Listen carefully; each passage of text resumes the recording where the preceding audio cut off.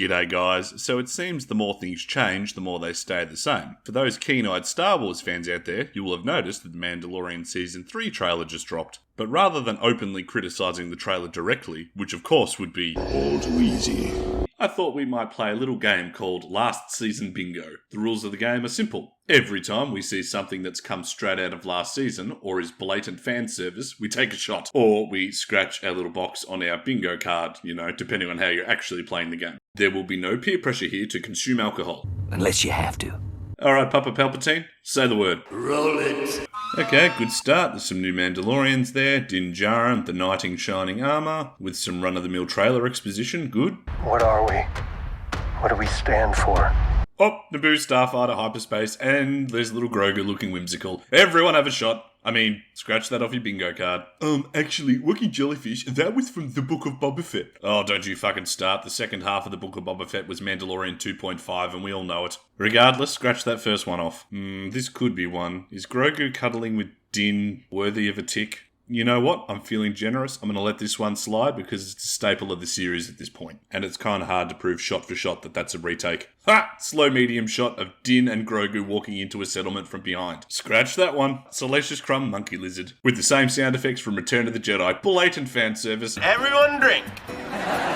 Fuck me, at this rate I'm going to be hammered before the trailer ends. How you doing, Grandad Jellyfish? I've almost acquired a full row already. Outstanding. Right, let's get on with it. Look at that, R5 and the torture droid. Scratch off episode 4 and Return of the Jedi fan service. Oh, that's a bonus point for using fan service from 2 movies at once. I told you, Grandad Jellyfish, the Mandalorian is ruthlessly efficient when it comes to utilising fan service to please their fans. But we'll touch on that a little bit later. Carl Weathers as a returning character isn't necessarily fan service as such, so we'll let this one slide as well. You son of a bitch. Although a cool little design feature with the Stormtrooper under the boot of that statue robot there. I like that, that's cool. Flying in stormy weather is probably too ambiguous for a callback to The Empire Strikes Back. You get away with this one. Oh, but not this one. The Armourer forging Beskar. Doubt it. Tick that one off. Again, returning character saying, "May the Force be with you," is a staple of the Star Wars franchise. But this isn't just fan service bingo, it's last season bingo, so... Everyone drink. Oh, cute Grogu pushing the hyperspace button. Tick. Again, I'm being way too generous by not ticking off Coruscant, but let's move along. G'day, Mr. Kim. I'm really glad you're in this show. Okay, see you. Order 66 again. And some TIE interceptors with their iconic sound. Battle droids, tick and tick. See, now that actually looks quite cool. It's like ODSTs, but Star Wars. I can't tell if this is meant to be a flashback or not. Congratulations, trailer. I'm actually interested about this. Oh, Babu Frick fan baiting. There's one I didn't think would be in there, but I'm ticking it off. What the fuck is that? Yeah, that's kind of a callback to Season 1, but I'm gonna tick it off anyway. Grogu using the Force. Mandalorian Season 3. The fan baiting has begun. How'd you go, Granddaddy Jellyfish? Oh, I won ages ago. I just got stuck into a bit of brandy. Yeah, good choice under the circumstances, but what's your intake? I'm not cleaning up after you again. As you can see, guys, the Mandalorian is once again steering hard into the recognisable rather than doing anything particularly original. I can understand why they did that in the first instance, noting that coming off the back of the Star Wars sequel trilogy, people were pretty pissed off and were pining for the OT. The resulting trilogy was something Lucasfilm President Kathleen Kennedy elected to play safe. Quotations, choosing fan service and franchise management over creative writings.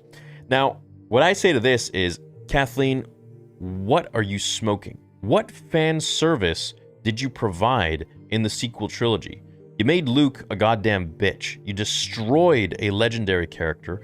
Han Solo was a hero for the rebellion at the end of Return of the Jedi. You turned him into a deadbeat father who loses the Millennium Falcon. What the hell kind of fan service is that? So it was a pretty quick and easy win to set something between the events of Return of the Jedi and the opening of the sequel trilogy in order to give the fans what they wanted. However, we're now at the Season 3 mark, not counting the episodes from the Book of Boba Fett, but you kind of have to because otherwise the opening of this season isn't going to make a lot of sense. And all we've had is an absolute shitload of fan service and not a lot of character development. In fact, they teased at the possibility of bit of character development at the end of Season 2, only to undercut that with the Book of Boba Fett. Given that Din and Grogu's relationship is at the forefront of what the Mandalorian show is about, it's a little bit disappointing that their relationship hasn't grown since the end of Season 1. Don't get me wrong, I'm more than happy to go bouncing across the galaxy with self-contained little arcs, meeting cool and colourful characters from both the original trilogy, the prequels, and even the sequels to some extent. But if your characters aren't growing and going through any sort of character arc in that process, it becomes stale quite quickly. Don't get me wrong, guys, I actually really enjoyed Mandalorian Season 1 and 2, particularly the end of Season 2. Holy shit, this kicked me in the guts. But that's actually part of my issue with the show. It relies heavily on fan service to render emotional impact. The ending of Mandalorian Season 2 was as impactful as it was because we haven't actually seen a young, in-force Luke Skywalker since the end of Return of the Jedi. And after his treatment in The Last Jedi, a lot of fans were screaming out for a bit of redemption for not only Luke Skywalker, but for Mark Hamill as well. So when we got it, it was more nostalgic catharsis than it was actual good storytelling. As for our main characters, there was a little bit of character development with Din letting Grogu go with Luke to go train as a Jedi. This was an important moment for both characters, only to have it completely undercut in a different show. What? Hey, what are you doing here? Oh, okay, little guy. As for the rest of the characters from The Mandalorian, the only one that went through any sort of meaningful arc was Mayfield, and even calling him a secondary character is generous given that he was a minor villain in the first season, and then was barely even in the second season. The Mandalorian spends too much time focusing on the ancillary characters either created by Dave Filoni or that Jon Favreau has a hard-on for, and as a result, the protagonist and his offsider Grogu haven't actually gone through any meaningful development since Season 1. This is such a sidestep or even a backstep from where they were at the end of Season 1, noting the emotional payoff you got with the IG unit. But that there is an indictment unto itself, noting that the most emotional resonance you got from that first season was a nanny robot sacrificing itself for the main characters. Really? The nanny bot? To be fair, it was about the last good thing Taika Waititi has done, but I suppose I shouldn't look a shiny gift horse in the mouth given what we got from Obi-Wan Kenobi. It's over, Obi-Wan. I have the high ground now. My leg!